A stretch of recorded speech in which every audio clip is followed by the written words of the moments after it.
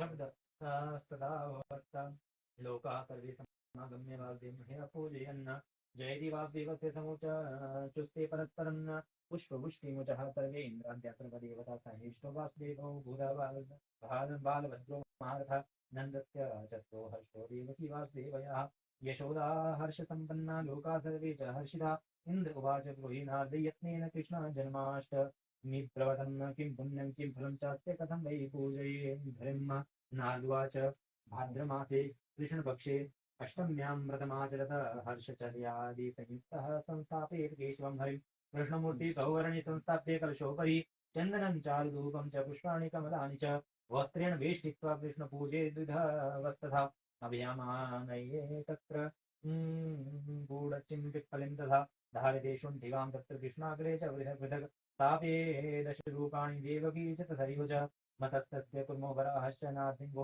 वामनः रामो रामश्च कृष्णश्च बोधकल्लका च दश गोपिकाश्च यशोदा च पूजेच्च प्रयत्नतः वासुदेवो अथोनन्दश्च बालदेवोऽथ देवकी गावो वत्सा कालियश्च यमुना च नदीतः गोपांश्च गोपुत्रांश्च पूजे अधिसन्निधौ वर्षे अष्टमे च सम्पूर्णे तदध्यापनमाचरेत सौवर्णे प्रतिज्ञां कुर्याद्य शक्तिविधानतः यस्य कुर्मेति मन्त्रेण पूज्यो द्विन्नरः आचार्यवर्यस्तत्र ब्राह्मणं वार्ये तदा अष्टौ चारित्रिकः कार्यः करणमात्रमङ्गलीयकं विप्राश्च दोषित्वा नित्यं दक्षिणा भोजनं दिविः यः करोति व्रतं चैव भुक्तिमुक्तिप्रदायकम् आयुकीर्ति यशो लाभं पुत्रपौत्राविवर्धनम् सञ्जावनं सर्वमाप्नोति चान्ते मोक्षं च शाश्वतं ये केवलां यथा शुक्ता मानवो भक्तिसंयुक्ता पापहानिर्भवे तेषां लभते गातिमुत्तमं श्रीकृष्णाय नमो नमः।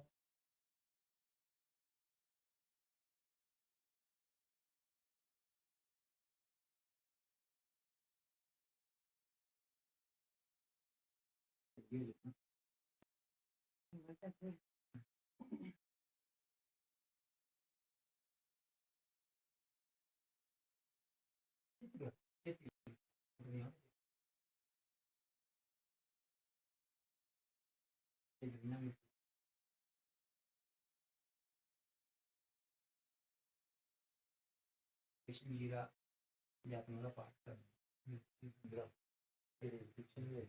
एक समझा नहीं है ना इंग्लिश समझा नहीं। हाँ, हेलो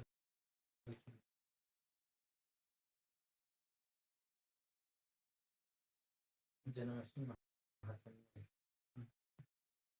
इंद्र ने कहा ब्रह्मपुत्र हे मुनिश्रेष्ठ हे सर्वशास्त्र विशारद हे देव व्रतों में उत्तम उस व्रत को कहिए जिस व्रत से प्राणियों को मुक्ति लाभ हो और हे ब्रह्मन उस व्रत से सुख भी प्राप्त हो। नारद ने कहा त्रेता युग के अंत तथा द्वापर युग के प्रारंभ काल के बीच में कर्म को करने वाले पापी कंस नामक दैत्य उत्पन्न हुआ। उस कंस को महाश्रेष्ठ सुंदरी बहिन देवकी नाम वाली थी। उसकी देवी देवकी से उत्पन्न आठवां ही पुत्र दानव कंस को मारेगा। इंद्र ने कहा हे नारद उस दैत्य को सविस्तार कथा कहिए। क्या पुत्र आठवां पुत्र अपने मामा का हनन करेगा? नारद ने कहा किस समय की बात है कि दुरात्मा पापी दैत्य कंस ने ज्योतिषी से पूछा हे विप्र किस प्रकार से मेरी मृत्यु होगी?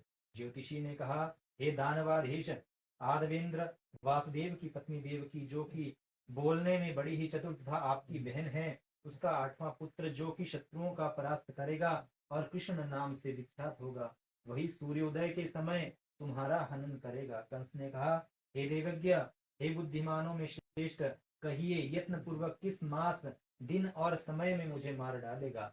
देवज्ञ ने कहा हे दानवेश्वर माघ मास के शुक्ल पक्ष की सप्तमी तिथि में महात्मा कृष्ण के साथ तेरा घोर संग्राम होगा। उसी संग्राम में तुझे वह मार डालेगा। इसलिए हे कंस तुम अपनी रक्षा का प्रयत्न करना। नारद ने कहा हे शुक्र देवज्ञों को कहने पर कंस को श्री कृष्ण मारेगा इतने में तनिक भी संदेह नहीं करना चाहिए। अर्थात सुरेश्वर कंस की मृत्यु देवज्ञ के बताए समय पर श्री कृष्ण के हाथों से ही अवश्य ही होगी। इंद्र ने कहा हे मुनि पुंगव उस दैत्य का कथा कहिए और कैसे कृष्ण की उत्पत्ति होगी और कृष्ण के द्वारा कैसे मौत आवेगी। इस प्रकार बारंबार उसके साथ युद्ध होगा। हे ब्रह्मपुत्र हे मुनि श्रेष्ठ उस पूरी कथा को मुझसे कहने की कृपा करिए। कंस नामक दैत्य ने अपने द्वारपाल प्रतिहार से कहा, मेरी प्रिय बहन की पूर्ण रक्षा करना। उस द्वारपाल द्वारा एवं अस्तु ऐसा कहने पर और कंस के जाने पर उस समय देवकी दुखित हो जल के बहाने घड़े को लेकर तालाब पर गई। तदंतर वहां बादल की छाया की तरह बड़े लंबे घट वृक्ष के नीचे बैठकर वहीं देवकी रोने लगी। उसी समय सुंदरांगी यशोदा नाम की स्त्री ने आकर देवकी के प्रति बहुत सुंदर वाणी द्वारा कहा, हे कांते, क्यों बारंबार रुदन करती हो? कल्याणी अनुग्रह पूर्वक मुझसे कहिए। उस दुखित देवकी ने यशोदा के प्रति कहा, बड़ा पापी और दुष्ट कर्म करता मेरा भाई है। उस भाई ने दुर्बुद्धि द्वारा मेरे पुत्रों को मार डाला है। नंद बल्लभ के इस समय मेरे गर्भ में 8वां पुत्र है, उसे भी मारेगा, इसमें संशय नहीं है। वो 8वां पुत्र रूपवान तथा सुपुत्र होगा। कंस उस मेरे पुत्र को मारेगा। यशोदा ने कहा, हे प्रिय, हे कांते, मत रो, मेरी सारगर्भित वाणी को तुम सुनो। यदि मेरी कन्या उत्पन्न होगी तो तुम पुत्र के बदले उस कन्या को ग्रहण कर लेना। तदंतर यशोदा ने कहा, तुझे सुतार्थ कन्या दूंगी। यशोदा ने कहा, सत्य सत्य कहती हूँ, तुझे कन्या दूंगी। तदंतर महादुष्ट कंस ने द्वारपाल से पूछा, देवकी कहाँ पर है? इस समय घर पर नहीं दिखाई पड़ती है। तदंतर द्वारपाल दैत्य कंस के आगे नम्रता पूर्वक कहा, हे स्वामिन, जल के लिए कल्याणी देवी की तालाब पर गई है। द्वारपाल की वाणी को सुनकर क्रोधित हुआ कंस कहने लगा, तू इस समय जहाँ देवकी गई है वहां पर जा, आज्ञा प्राप्त कर। उस द्वारपाल ने देवकी को देखकर यह वाक्य पूछा, हे बहन, किस कारण से तुम यहाँ पर आई हो? कंस के भृत्य नौकर के कहने पर देवकी ने कहा, मेरे घर में जल नहीं है, मैं जल के लिए यहाँ पर आई हूँ। द्वारपाल के कहने पर देवकी ने अपने घर आ गई। इधर कंस भी अपने घर पर आकर द्वारपाल से कहने लगा, अपने घर के भीतर रहती हुई इस बहन की रक्षा करना। और अपने आप कंस भी उस देवकी की रक्षा करता था। अपनी बहन के घर के भीतर दरवाजे में ताला बंद कर और बहल शूल एवं मुदगर लिए दैत्यों को नियुक्त किया। इस प्रकार घर में रखकर अपने विजय मंदिर में चला गया। वहां पर भी दिन रात नहीं सोता था, यों देवकी की रक्षा करता था। और रक्षा करते हुए एक समय सिंह राशि के सूर्य में आकाश मंडल में जलधारी मेघों ने अपना जमाव डाला। भाद्रपद महीने की कृष्ण पक्ष की अष्टमी को आधी रात को वृष राशि के चंद्रमा में रोहिणी नक्षत्र में सौभाग्य योग से संयुक्त चंद्रमा के अर्धरात्रि में उदय होने पर आधी रात के उत्तर एक घटी जब हो जाए तो श्रुति स्मृति ही पुराणोक्त फल प्राप्त होता है, इसमें तनिक भी संशय नहीं है। हे इंद्र, ऐसे विजय नामक शुभ मुहूर्त में कृष्ण का जन्म हुआ और कृष्ण के प्रताप से उसी क्षण दरवाजे खुल गए। इधर द्वारस्थ अस्त्रधारी सब दैत्य मूर्छित हो गए। सोकर वासुदेव जी देवकी के आगे उठे। देवकी ने जल्दी ही अपने स्वामी से कहा, हे स्वामी, उठो, जल्दी इस पुत्र को लेकर गोकुल में जाओ। वहां पर इस पुत्र को नंद गोप के रमणीय घर में यशोदा जी को देना। तदंतर देवकी के पति ने यत्न से पुत्र को लेकर यमुना के बहुत जल वाले मार्ग में जाते हुए उस पूर्ण जल वाली नदी को देखकर बड़े चिंतित हुए और मधुरवाणी में कहा कि मेरी मृत्यु यहाँ पर होगी और पुत्र का भी संदेह यहाँ पर उपस्थित हो गया। यूं मन में विचार करता हुआ जल वाली यमुना नदी में प्रवेश किया। बहुत जल पूर्ण यमुना श्री कृष्ण जी के चरण स्पर्श करते ही क्षण मात्र में थोड़े जल वाली हो गई। तदंतर वासुदेव गोकुल में जाकर नंद के घर में समीप में जैसे ही उनकी धर्म पत्नी ने कहा था, तद्वद उस बालक को समर्पित कर दिया। अपने वचन की रक्षा करते हुए उसे यशोदा को पुत्र देकर फिर जल्दी जाकर कन्या अर्पण कर दिया। तदंतर प्रातः काल में सब दानव उठ गए। क्रोधी कंस ने द्वारपाल से कहा, कहो, आज देवकी से क्या हुआ? इस बात को मुझसे निवेदित करो। यूं सुनकर द्वारपाल देवकी के समीप गया। वहां पर बारंबार रुदन करती हुई कन्या को देखकर दैत्य से प्रार्थना की कि अति सुंदर कन्या उत्पन्न हुई है, हे राजन, आप बहन से आज्ञा दीजिए। यूं सुन क्रोधित हो कंस ने द्वारपाल से कहा, कौलिक नामक बाल के रजक धोबी को कन्या दे दो। उस दुरात्मा द्वारपाल ने जल्दी ही उस कन्या को धोबी को कन्या वह दे दी। उस धोबी ने हाथ में लेकर जल्दी ही पत्थर के चट्टान पर फेंक दिया, लेकिन विष्णु की माया वह कन्या बहुओं से उखाड़ कर आकाश में चली गई। तदंतर अंतरिक्ष में जाकर विद्युत रूपा होकर कहा, नंद गोप के श्रेष्ठ घर में बालक है, उसके द्वारा कंस की मृत्यु होगी। वह कृष्ण रूपी विष्णु है, इसमें तनिक संदेह नहीं है। सारांश यह है कि नंद गोप के घर में तेरे को मारने वाले ने जन्म ले लिया है, उसी के हाथों तेरा मरण होगा, यह ध्रुव है। मेरा नाम तो वैष्णवी है और मैं जगत गुरु भगवान विष्णु की माया हूँ। यों कहकर स्वर्ग को चली गए। इधर कंस ने ऐसी वाणी सुनी। वह कंस अतीव क्रोधित हो नंद गोप को उत्तम घर में उसने एक स्त्री को भगवान कृष्ण का वध करने के लिए भेजा। उस स्त्री ने वहां जाकर प्रेम से बालक को स्तनपान पिलाया। स्तनपान करते हुए उन कृष्ण ने उसके स्तन से प्राण खींचने लगे। इससे उस स्त्री ने कृष्ण कृष्ण की रटना लगा दी और शिशु ने उसके स्तन छोड़ दिए तो वह व्याकुल हो गई। तदंतर जहां से आई थी वहीं दानेश्वर के पास चली गई। उसने अपनी सारी कथा भगवत संबंधी सुना दी। हे कंस, उस साधारण बालक नहीं समझना चाहिए, वह तो भुवनेश्वर और ईश्वर है। तदंतर दुरात्मा कंस ने एक ब्राह्मण देवता उन्हें मारने के लिए नंद के समीप भेजा। उस नंद की पत्नी यशोदा ने ब्राह्मण को आते देखकर कहा, हे ब्राह्मण, मेरा पुत्र यह है। उस लड़के की माता यशोदा ने कहा, हे द्विज, तुम इस बालक और इस घर की रक्षा करो, मैं तालाब पर पाने के लिए जा रही हूँ। तदंतर ब्राह्मण उस बालक को मारने लगा। तब तो कृष्ण ने उसके मुख को दही वाले बर्तन में कर दिया। तदंतर नंद पत्नी ने वहां आकर उस ब्राह्मण के मुख में दही लगा देखा तो क्रोधित से कहने लगी, आपने यह क्या किया जो दही का पान कर लिया, अब तुम्हें दही नहीं दूंगी। इधर वह कंस के समीप आकर कहने लगा, वह बालक तो भगवान विष्णु है और त्रैलोक्य के नाथ है, ऐसा जानना आवश्यक है, इसमें तनिक भी संदेह नहीं करना चाहिए और तुम्हारा निश्चित ही भगवान वध करेंगे। यों ब्राह्मण की वाणी सुनकर वासुदेव नामक कृष्ण को मारने के लिए बहुत से उपाय किए। वह मूर्ख कंस कृष्ण को मारने के लिए बहुत से उपाय दिन रात सोचा करता था। कंस से पूजित हो केशी नामक दैत्य ने घोड़े के रूप धर गोकुल में जाकर कृष्ण को अपने ऊपर चढ़ाने मात्र से ही उस दैत्य के प्राण हर लिए। फिर महासुर कंस ने अरिष्ट नामक दैत्य को बैल के रूप में भेजा। जहाँ शिशु रूप धारण किए हुए भगवान रमणीय स्थान पर थे वहां आया। दोनों बैलों के मध्य में युद्ध करते हुए श्री कृष्ण ने उस दैत्य रूपी बैल को सींगों को क्षण भर में तोड़कर मार डाला। फिर दानव कंस ने कालाख्य नामक दैत्य कौवे के रूप में भेजा। उस कृष्ण के समीप आया। श्री कृष्ण बालक ने कौवे को पकड़कर उसके गले को दबोच दिया और उसके हाथों को उखाड़ दिया, जिससे कालाख्य जमीन पर गिर पड़ा। कंस इस बात को बारंबार दिन रात सोचा करता था कि कृष्ण बालक है, इसके हाथों से कैसे असुर मर जाते हैं। यह बारंबार सोचता हुआ द्वारपाल से कहने लगा, मेरी आशा है कि तुम नंद के यहाँ जाकर कहो कि आपको महाराज कंस बुला रहे हैं। यों सुनकर द्वारपाल नंद को बुला लाया।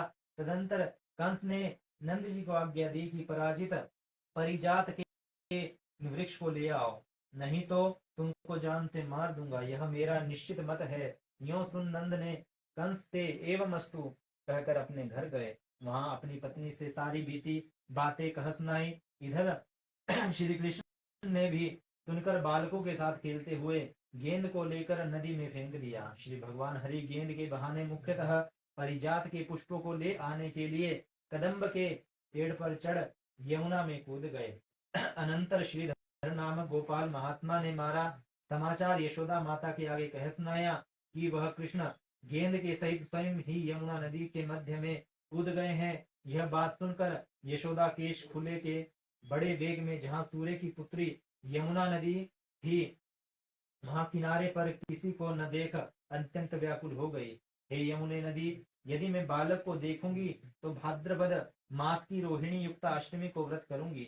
दुर्लभ दया, दुर्लभ धान, दुर्लभ सज्जन प्राणी, दुर्लभ ब्राह्मण कुल में जन्म, दुर्लभ रोहिणी युक्त अष्टमी, दुर्लभ गंगाजल, दुर्लभ एकादशी, दुर्लभ गया श्राद्ध में रोहिणी व्रत, 1000 अश्वमेघ यज्ञ, सैकड़ों राजसूय यज्ञ, सैकड़ों दान तीर्थ और व्रत, करोड़ों यज्ञ करने से, करोड़ों कपिला दान से जो फल होता है वह अष्टमी के व्रत से प्राप्त हो जाता है। इंद्र ने कहा, हे मुनि श्रेष्ठ, नारद यमुना नदी में कूदने के बाद उन कृष्ण बालक ने जलाशय में स्थान स्थान कर पाताल में जाकर क्या किया, यह सब मुझसे कहिए। नारद ने कहा, हे इंद्र, वहां पर उस बालक कृष्ण और नागराज ने क्या किया, यह सब उत्तम वार्ता सुनो। उस बालक कृष्ण ने नागराज की पत्नी से कहा, हे भद्र, यहाँ पर किस स्थान पर आए हो और क्या प्रयोजन है। नागपत्नी ने कहा, हे कृष्ण, क्या तूने जुआ खेला है जिससे सारा धन हार गया है। यदि यह बात ठीक है तो कंकण, मुकुट और मणियों को हार लेकर घर जाओ, क्योंकि वे अभी शयन करते हैं, नहीं तो मेरे प्रिय पति नागराज सर्प भक्षण कर जाएंगे। बालक ने कहा, हे कांते, किस प्रयोजन से आया हूँ वह कथा सुनो। काली नाग ने तेरे को कंस से जुओ में हारा हूँ। तदंतर नाग की पत्नी क्रोधित हो अपने पति से कहने लगी, हे स्वामिन, हे शेषनाग, अपने घर शत्रु आया है। यह बात सुनकर नागेंद्र उठा और हरि के पास युद्ध करने लगा। युद्ध से कृष्ण को मूर्छा हो गई। मूर्छा के हटने पर गरुड़ का स्मरण किया। उसी क्षण विहंगराज गरुड़ वहां पर आ गए। उनके आते ही श्री कृष्ण उसी गरुड़ पर चढ़कर कालीनाग से युद्ध में जीत लिए। नाग ने इनको श्री कृष्ण भगवान जानकर प्रणाम किया। कृष्ण परिजात से उत्पन्न बहुत से पुष्पों को उसके मुकुट में उन्मुख होकर सवार हो अपने घर चले गए। वहां गरुड़ को छोड़ दिया। तदंतर बारंबार गिड़गिड़ाती हुई काली नाग की पत्नी ने कहा, हे भुवनेश्वर, कृष्ण को नहीं जान पाई। हे जनार्दन, मंत्रों में रहित, क्रियाओं से रहित, भक्ति भावों से रहित मेरी रक्षा करना। हे महादेव, हरे मेरे स्वामिन को मुझे दो। श्री कृष्ण ने कहा, हे सर्पिणी, महादैत्य कंस के सामने रहकर तेरे पति को ले जाकर फिर छोड़ दूंगा। यह सत्य कहता हूँ, अतः तुम अपने घर जाओ। यों कहकर यमुना नदी के मध्य से श्री कृष्ण और पन्नग निकले। तदंतर कालिया के शब्द से तीनों लोग कांप गया। फिर कृष्ण और पन्नग मथुरा नगरी में जहाँ कंस रहता था वहां चले गए। वहां कमलों को देकर यमुना के मध्य जलाशय में वह सर्प चला गया। उधर कंस की भी विस्मित हो गया और कृष्ण प्रसन्न मुख हो प्रसन्नता से गोकुल में चले गए। उनके गोकुल पहुंचने पर प्रसन्न हो यशोदा माता ने बहुत प्रकार से उत्सव किए। शुभ गोकुल को गाना, नाचना और बाजे बजे। इंद्र ने पूछा, संसार के प्राणी बालक के आने पर बहुत आनंदित हुए, और हे नारद, फिर श्री कृष्ण ने क्या क्या चरित्र किया, यह सब मुझे कहिए। नारद ने कहा, रमणीय मथुरा नगर में यमुना नदी के दक्षिण हिस्से में कंस का महातेजस्वी चाणूर नामक भाई रहता है। उस चाणूर ने मल युद्ध के लिए अपनी घोषणा की। हे शक, कृष्ण जी के उसके साथ मल युद्ध होने लगा। मेरी शंख और मृदंग के शब्दों के साथ कंस और केशी नामक दैत्य का युद्ध देख रहे थे। श्री कृष्ण जी ने गले में अपने पैर को देखकर युद्ध में चतुर दैत्य को मार डाला। तदंतर कंस को भाई अति दुष्ट दैत्य केशी को भी निशांत ने युद्ध कर केशव ने मार दिया।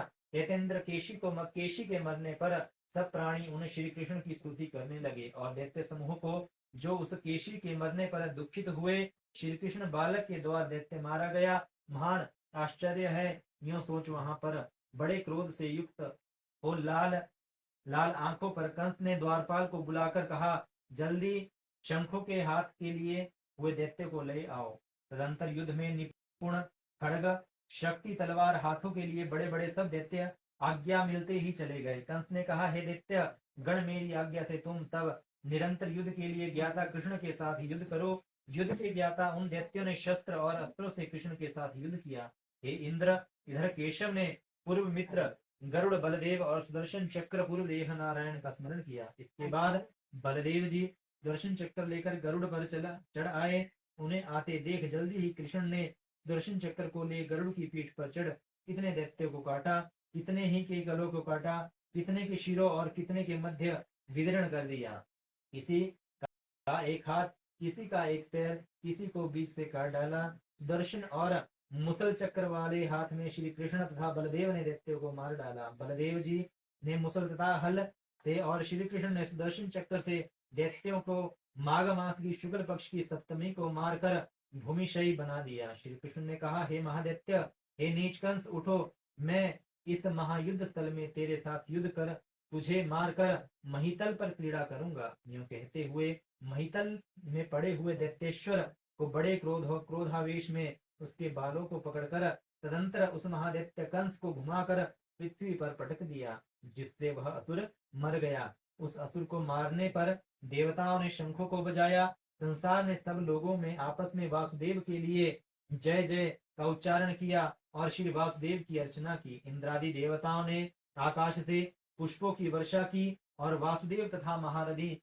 बलभद्र बड़े प्रसन्न हुए और नंद देव की वसुदेव यशोदा और संसार के सब प्राणी बड़े प्रसन्न हुए। इंद्र ने कहा, हे नारद, इस कृष्ण जन्माष्टमी का व्रत को कहिए, इसे करने से क्या पुण्य क्या फल है और हरि के पूजन की विधि क्या है। नारद जी ने कहा, भाद्रपद मास की कृष्ण पक्ष की जन्माष्टमी को यह व्रत करे, उसमें ब्रह्मचर्य आदि का पालन करते हुए भगवान केशव हरि का स्थापन करे। श्री कृष्ण की मूर्ति सोने की बनाकर कलश के ऊपर चंदन अंगुर धूप पुष्पों कमल के पुष्पों से एवं श्री कृष्ण को वस्त्र से विस्तृत कर विधिवत अर्चन करे।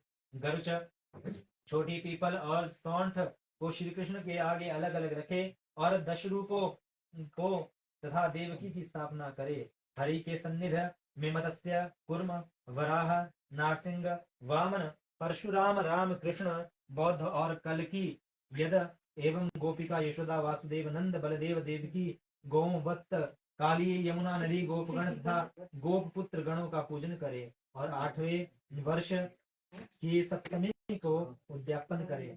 शक्ति विधान द्वारा सोने की प्रतिमा बनावे। मत्स्य कुर्म इस मंत्र को मनुष्य सविधि अर्चन करे। आचार्य ब्रह्मा था 8 ऋत्विजों का वर्णन करे। प्रतिदिन ब्राह्मण को दक्षिणा और भोजन द्वारा प्रसन्न करे। जो व्यक्ति जन्माष्टमी के व्रत को करता है वह ऐश्वर्य को मुक्ति का लाभ करता है, आयु, कीर्ति, यश लाभ, पुत्र और पौत्रों का लाभ करता है और इसी जन्म में सब प्रकार के सुखों को भोग अंत में मोक्ष पद का अधिकारी हो जाता है। जो लोग केवल भक्ति भाव से कथा सुनते हैं उन लोगों का पाप छूट जाता है और वे उत्तम गति को प्राप्त होते हैं।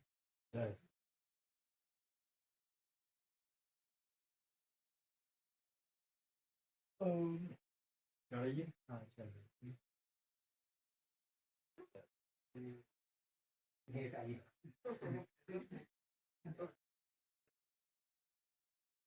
आरती में आरती का दूसरी जाएगी थी आरती गाने ड्यूटी जाएगी यही चकनी यही चकनी कम यही चकनी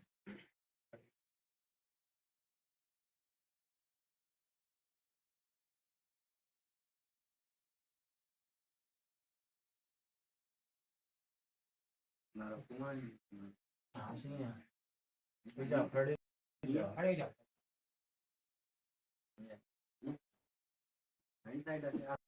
हाँ जंजियां उस पर प्रोडक्शन करें।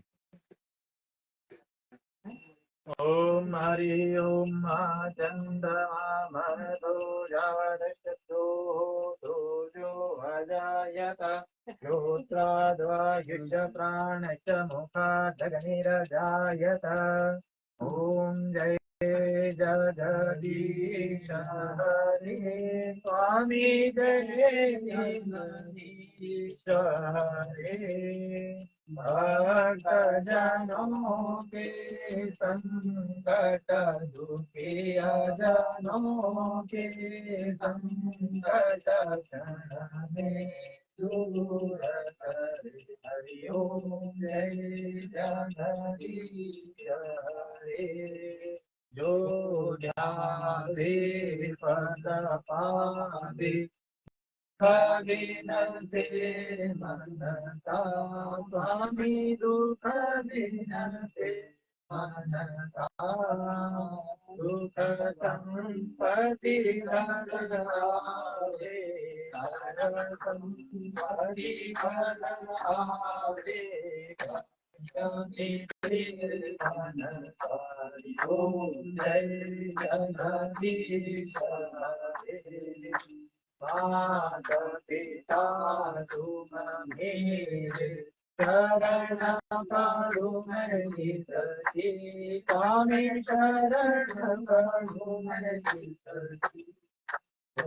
मगेन और न दूध प्रभु बिन और न दूध आस करूं मैं जिस की हरिओम जय जगदीश हरे तुम पूरण परमात्मा तुम अंतर्यामी स्वामी तुम अंतर्यामी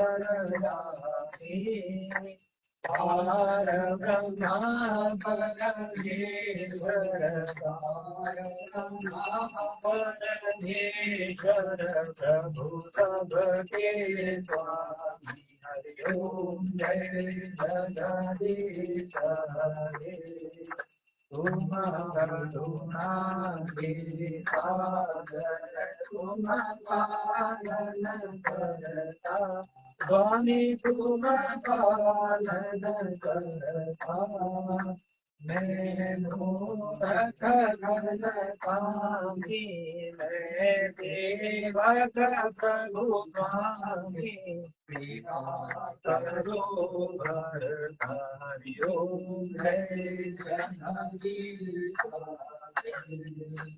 तुम होएगा गोचर सबके दानपति स्वामी सबके दानपति विध विध मिलो है दयालु हर दिल मिलो है सेवालु तुमको मैं तुम हरि ओम जय जगदीश हरे दीन बंधु दुख हरता तुम ठाकुर मेरे स्वामी तुम्हारा जग मेरे अपने हाथ उठाओ दया कर चरण लगाओ वार बढ़ाने तेरे हरि ओम जय जगदीश हरे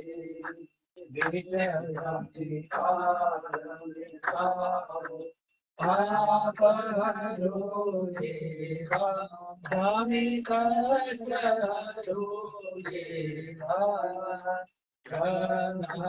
भक्ति बढ़ाओ श्रद्धा प्रेम बढ़ाओ संतन हरि सेवा ओम जय जगदीश हरे तन मन धन सब कुछ है तेरा स्वामी सब कुछ है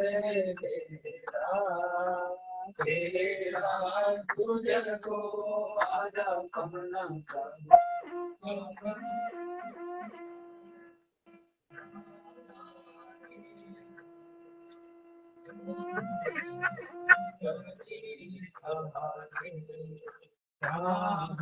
सुंदर जी की आरती हो कोई नर नावे स्वामी प्रेम सहित गावे कहत शिवानंद स्वामी मन भज करो हर स्वामी मन वांछित फल पावे हरि ओम जय जगदीश हरे जय जगदीश हरे स्वामी जय दीनानाथ हरे हर जय राधे श्याम हरे जनों के संकट दुखी जनों के संकट क्षण में दूर करे हरि ओम जय जगदीश हरे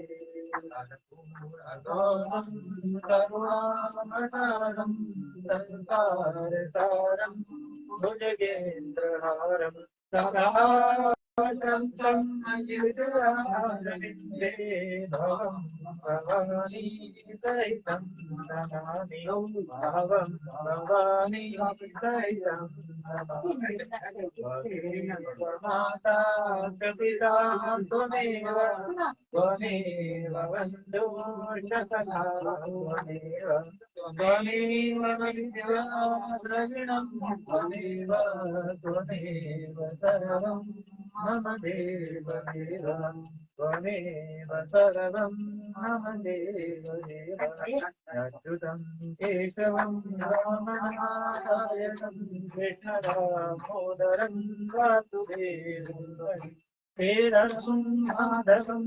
गोपिकावल्लभं श्रीधरं माधवं गोपिकावल्लभं जानकी नायकं श्रीरामचन्द्रं भजे राधिका नायकं श्रीकृष्णचन्द्रं भजे मा पार्वती नायकं श्रीबालचन्द्रं भजे जलेन शीतलीकरणं आराधिकं समर्पयामि श्रीकृष्णाय नमो नमः मण्डलस्तमस्ते देवताभ्यो नमो नमः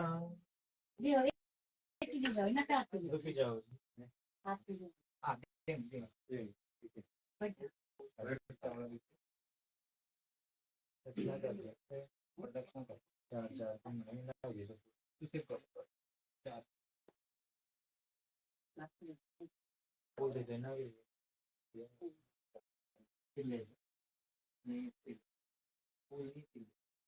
कितने अपन जगह जीती को मिलता है ॐ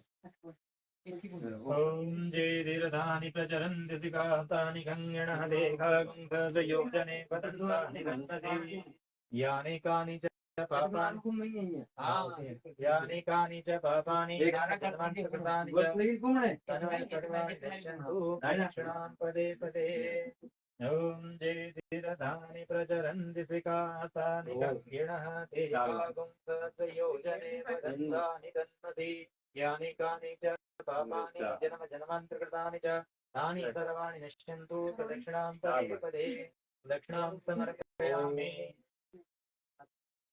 ॐ जत्रेण जन्मय जन्तदेवातानि धर्माणि प्रथमान्यासन्न देहनाकं महिमानः भजन्त शतपूर्वे साध्याः सन्ति देवाः नानासुगन्धिपुष्पाणि यथा कालोद्भवानि च पुष्पाञ्जलिर्मया दत्तः गृहाणा परमेश्वर परमेश्वरी मन्त्रपुष्पाञ्जलिं समर्पयामि श्रीकृष्णाय नमो नमः मातले नमः सर्वहितार्थाय जगदाधार हेतवे साष्टांगोऽयं प्रणामस्ते प्रश्नेन मया कृता देहि सूर्य सहस्रांशो तेजो राशि जगत्पते अनुकंप्यां भगवत्या गिरणार्घ्ये नमोस्तुते कृष्णे दृष्टा वर्तमानो निवेशयन् मृतमृतञ्च हिरण्येन सविता रथेन देवो जाति भुवनानि पश्यन् तीन बार ओम सूर्याय नमः हर्यते भास्कराय नमः कर्मसाक्षिणे नमो नमः अखिलचक्षुः सम्प्रोक्षय ओम विष्णवे नमः शनशक्राय नमः बड़ी मात्रे से चल गए बड़ी लगा ये सब देख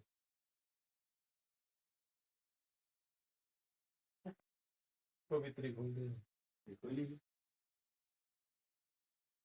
जल्दी लो हाँ ठीक है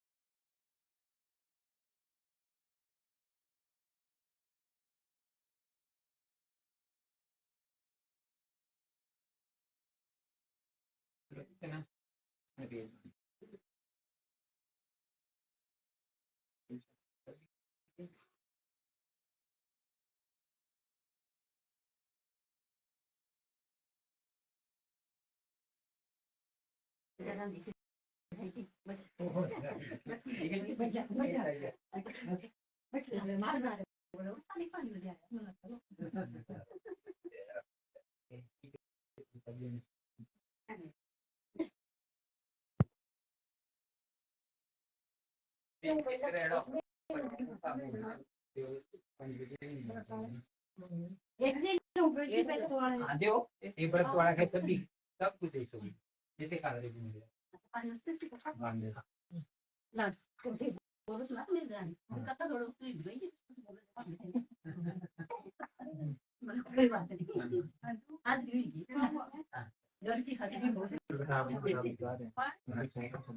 हाँ ये तो लिख रहा हूँ देखने इसका आप लिख रहा है तो इतनी खुद तो करवानी इस पर तो हमें पूरा ध्यान करना भी क्या होता है गलत है गायत्री को शांत